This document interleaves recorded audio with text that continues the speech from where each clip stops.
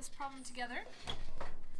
So step A says show that x minus 5 is a factor, and we're going to use synthetic division to do that.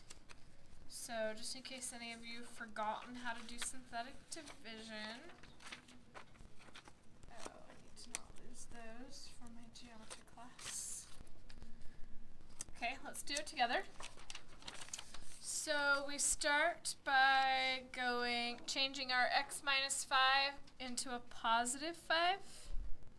And then we put the coefficients of the numbers, so 2, -9. Be very careful. Notice how the squared is missing, so we put a 0 in for the squared term. And then we have -28 is the linear term, and then 15 is the constant. Okay, now the process for synthetic division is to bring down the 2. 2 times 5 is 10. -9 plus 10 is 1. 5 times 1 is 5. 0 plus 5 is 5. 5 times 5 is 25. -28 plus 25 is -3.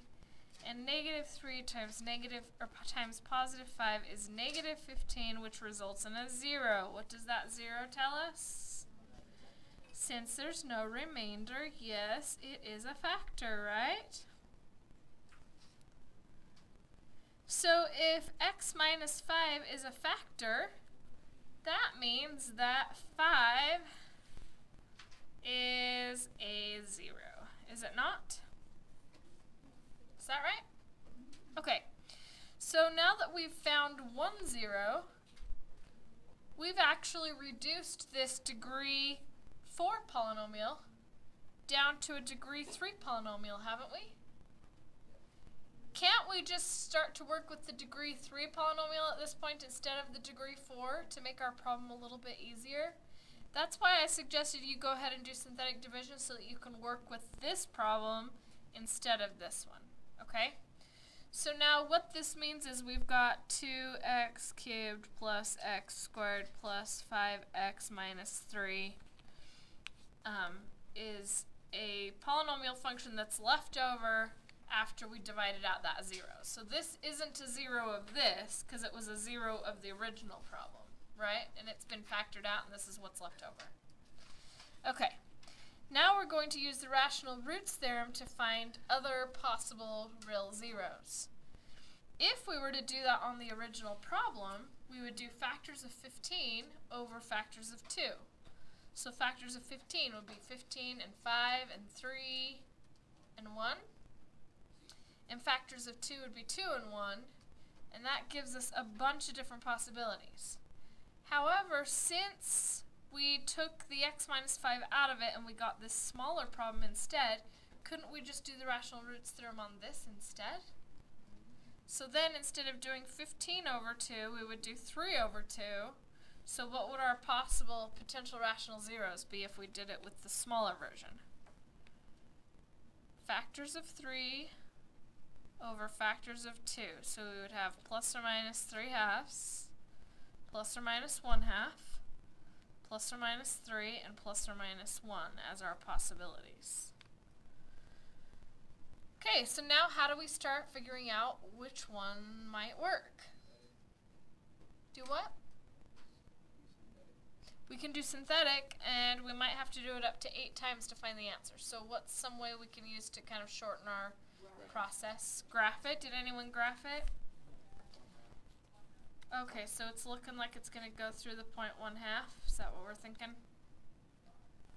Okay, so then the graph helps minimize our work a little bit. So then we plug in the 1 half, and we plug it into this thing right here. So I'm going to rewrite that. 1, 2, 1, 5, -3. Bring down the 2. 2 times 1 half is 1. 1 plus 1 is 2. 2 times 1 half is 1. 5 plus 1 is 6. And 6 times 1 half is 3. Does everyone understand how I multiplied out those halves? Okay. So then that leaves me with 2x squared plus 2x plus 6. And could that possibly have 2 more zeros? It could. So then what?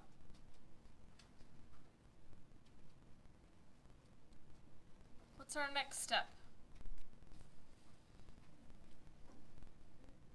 We can try factoring it. So in order to simplify it a little bit, I'm going to take the 2 out of everything. So that gives us 2 times x squared plus x plus 3. See how I took a 2 out of everything, so it makes it a little bit smaller numbers to factor. So now I just need to think, what factors of 3 will add up to 1? Well, the only factors of 3 are 3 and 1, and the only thing they will add up to is 4. So we cannot factor this problem. So then what should we do instead? Quadratic formula, or you could take into account the fact that you already graphed it, and the only number you probably saw it cross at was 1/2. Did it cross anywhere else? So that kind of, oh, well, yeah, it crossed at 5, the original problem, right? So the original problem crossed at 5 and 1/2. The problem that was smaller would have just crossed at 1/2, because the other zeros are imaginary. So the fact that it doesn't cross on the graph at all tells us that the other zeros are imaginary. So you could just use that fact. But remember how we're just using the calculator to kind of check our work and make it faster, not to do it for us. So technically you should check quadratic formula. So -1 plus or minus the square root of 1 squared minus 4 times 1 times 3. And find out that -1 plus or minus the square root of -11. So what does that tell us? The answers are going to be imaginary. Now, this particular problem says to factor it over the real number. So do we want to factor the imaginary ones? No. We might actually do that on some problems, but not on this one. Okay, so we're going to write this in factored form. That's step C. So factored form would be x minus 5, x minus 1/2, because those were the 2 zeros we found, and then just the thing that's left over, 2x squared plus 2x plus 6, because we found out that that part, if we try to make it smaller, is imaginary, so we don't want to really, right? There's actually another possible way of writing this answer that if your book was giving this particular answer, they would do it this way. And that is, you remember how we took the 2 out of this one earlier? You can take the 2 out and multiply it times this thing instead. So then you'd have 2x minus 1/2 times 2. Well, what happens when you have 1/2 times 2? It's just going to be 1, right? So it could be written as x minus 5, 2x minus 1, and x squared plus x plus 3. And that way you have a nice pretty answer without any fractions. Does that mean that this one was wrong when I wrote it that way? No, it's fine. It's just that this is a little bit prettier version. But it doesn't really matter. Okay, did we answer all the questions?